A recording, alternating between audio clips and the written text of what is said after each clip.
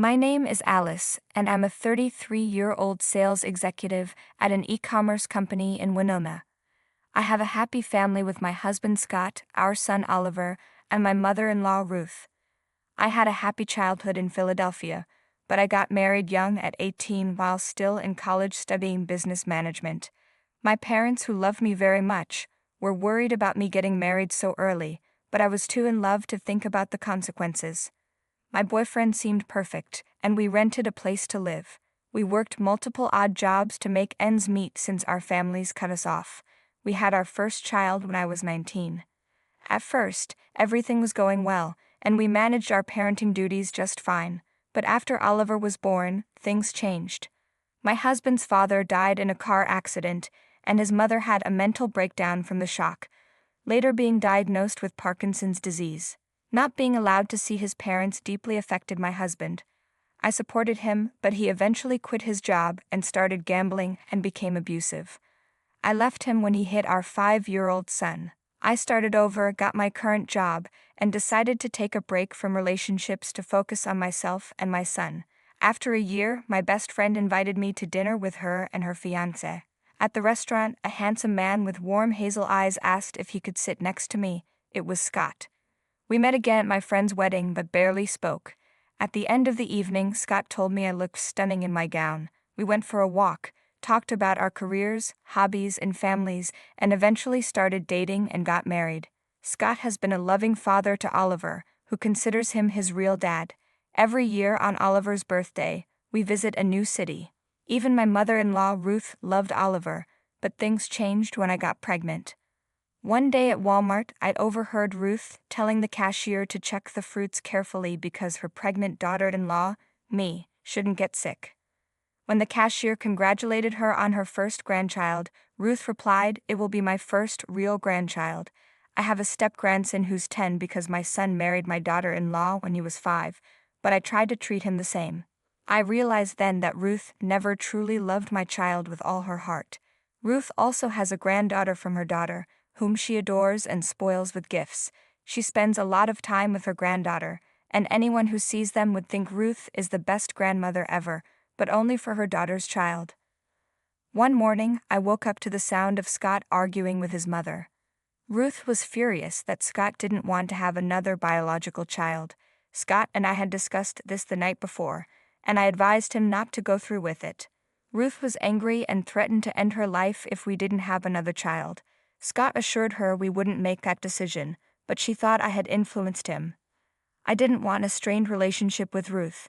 She had been kind before, and I didn't know what had caused the change, but I hoped we could win her over with love. I didn't realize that was a big mistake.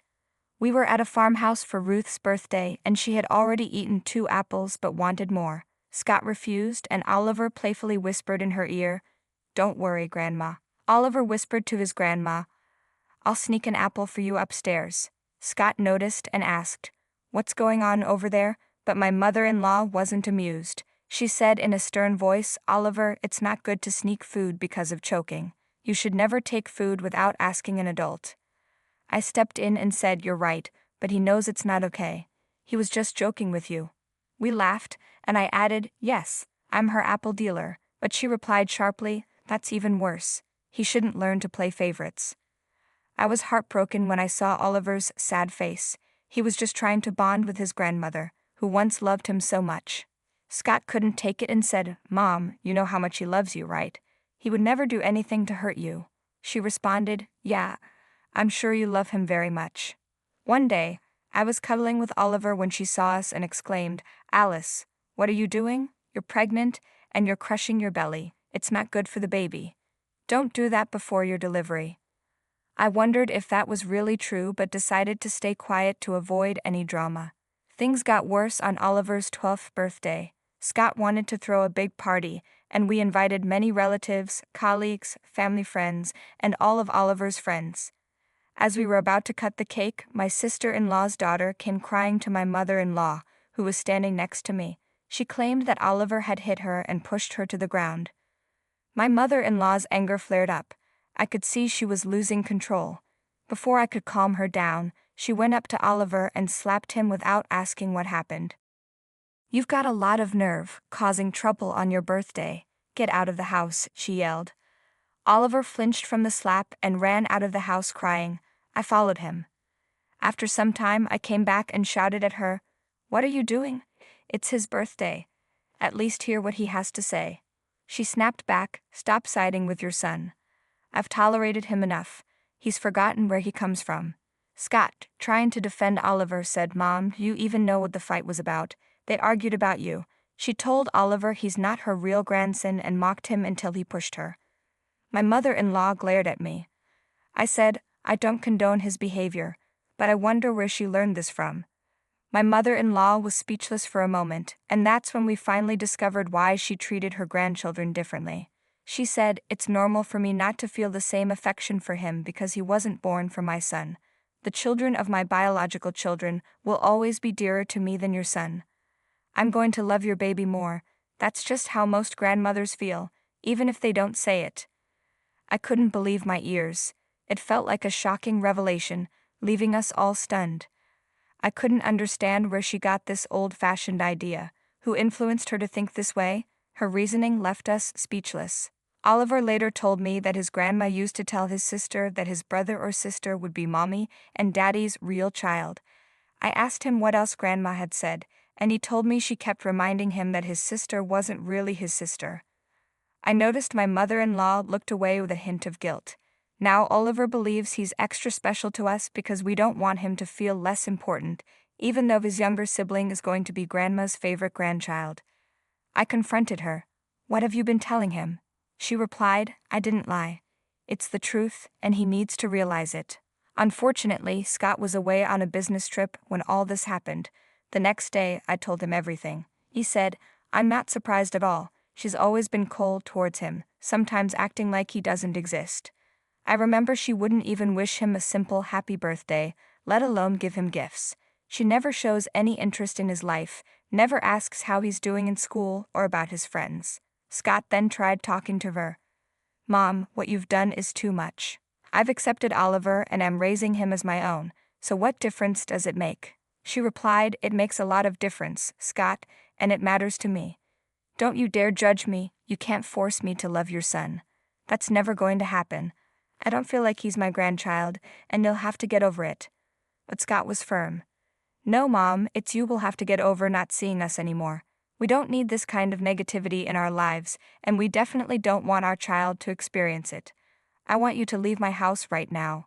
Shock and betrayal crossed her face as she stared at her son. Even though I didn't want Scott to live apart from his mother or push her away, I thought it was for the best. We didn't need her in our lives. Being a grandmother to a child who loved her so much was a privilege, and she threw it away by her own choice. Too bad for her. As much as it upset us, we had to make this decision, but she didn't give up. "That's not fair. You can't leave your elderly mother on the streets. I can sue you." Scott replied, "Do whatever you want. You won't see your grandkids anymore. You'll be a bad influence on them." After she said that, I quietly hoped that when she gets older, she wouldn't come crawling back to us for help, because our doors would be closed.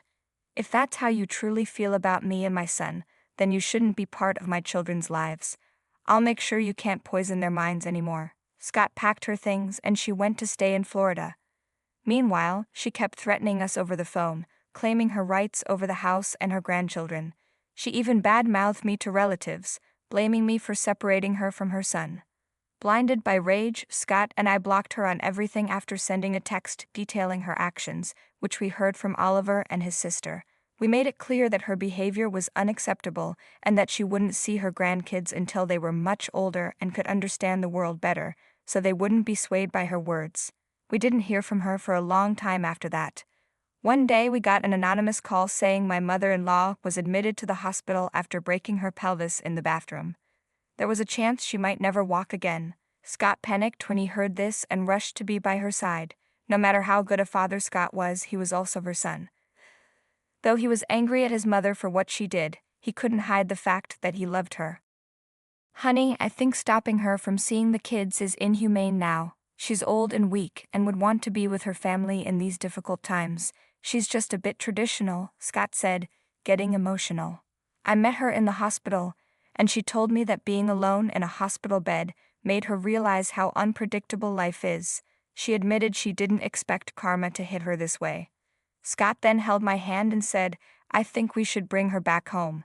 I don't have the heart to leave her alone at this time, and I can't keep going back and forth to Florida. I hope you understand." I replied, "Of course, honey. It pains me to see her like this. No matter what, she is your mother, and you should be there for her right now. It might be difficult with Oliver, but I'll make sure they get along. I believe she's realized she was wrong." A few days later, she was discharged from the hospital, and we brought her home. Things seemed to be going smoothly, and I thought we were finally back together as a happy family. One day, Oliver was playing around the house when he accidentally slipped and hurt his elbow. A few days later, we were unexpectedly visited by officials from the Social Services Department.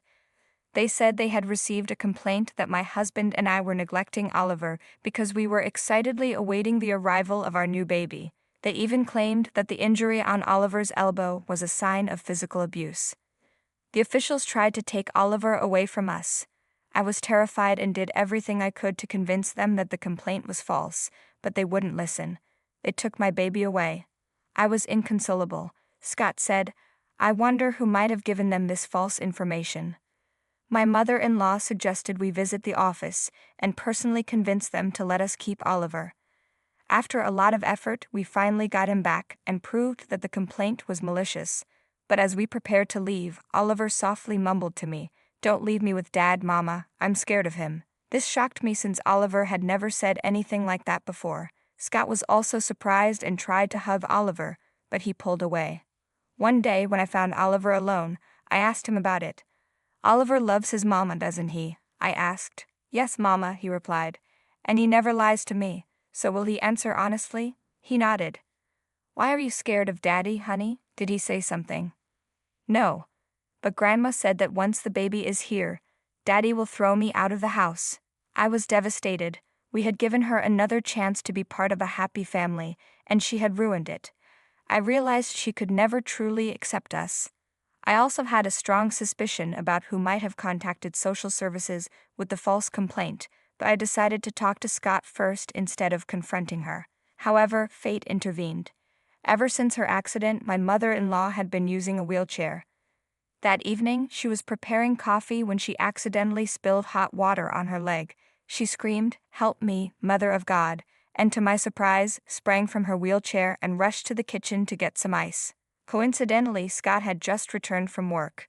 We both witnessed her walking, revealing that she had been faking her injury to get back into our home. "Mom, you can walk?" Scott asked, shocked. She froze and slowly turned around. Oh, the impact of the hot water must have helped me walk again. What a miracle. But Scott wasn't convinced.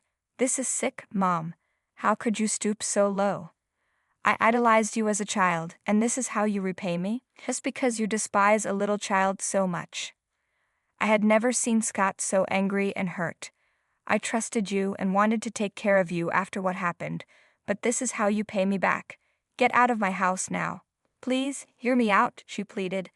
"I did this because I want you to realize we can be a happy family without that child. Your child needs a grandparent. Don't deprive her of that happiness. What will you say when she grows up and finds out she has a grandmother you chose to hide from her?" Scott replied, "I'll take care of that. I'm sure when our child is old enough to understand, they'll see that you being around could do no good." He went to pack her belongings and returned with her luggage. You can't be a good mother if you can convince yourself to do and say such horrible things to a young child, even going so far as to brainwash him. We never saw her again after that. A few months later, I gave birth to a beautiful baby girl. Scott loved both of his children equally and taught them to always stand by the truth. I often reflected on how I had seen mothers. My mother was a modern, progressive woman despite being from the countryside. She rarely talked about marriage and kids, always pushing me to fulfill my career goals. Unfortunately, I didn't value her ideas back then because I wanted to get married so badly. But life eventually shows you the truth. I learned from my mistakes and from the people I met. Scott and his mother were from the same family but different generations. While I couldn't entirely blame her for her outdated beliefs, I think that if she truly loved Scott, she would have found happiness in his happiness. Her comments and behavior towards my son were unreasonable and unfair. Luckily, Oliver didn't grow up to hate or disrespect her, but he always remembered her as his grandmother. I couldn't imagine what would have happened if she had stayed with us longer and continued her manipulative ways. Fortunately, fate intervened, and we were freed from her toxicity and drama once and for all.